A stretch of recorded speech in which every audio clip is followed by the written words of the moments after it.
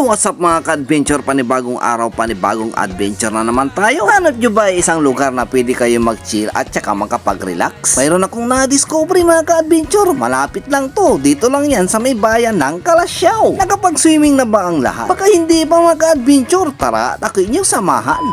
So yun na mga ka-adventure, andito na po tayo sa may Magical Resort. Wala ka rin problema sa parking dito dahil napakaluwang. Ang Magical Resort nga pala ay matatagpuan sa may Riverside Road, Barangay Nagsaing, Kalasyaw, Pangasinan. At ang entrance fee nila dito ay 100 pesos sa adult at saka 80 pesos naman sa mga bata. At ang kanilang mga cottage dito ay 200 to 250 pesos lamang. At sila ay bukas Monday to Sunday, 9 AM to 10 PM. At pwede rin po kayo mag-overnight dito kasama ang inyong mga pamilya, katrabaho, kaklase, tropa at barkada at isama mo na rin ang iyong jowa at pwede ka rin mag-upa dito ng matutulugan. Meron ng TV, higaan, sariling CR, sala at kusina. Birthday nga pala ng aking kumpare mga ka-adventure at tayo na imbitahan dito. At ito na nga ang kanilang mga handa. Mayroong pansit, mayroong nga adobong manok o baboy. At syempre mga ka-adventure, hindi mawawala yung mga chichirya. Mayroong nga rin tayong nakitang hito at saka bangus. At ang isang maganda dito mga ka-adventure, pwede ka magdala ng alak. Mapa-hard man yan or lights, walang problema dito.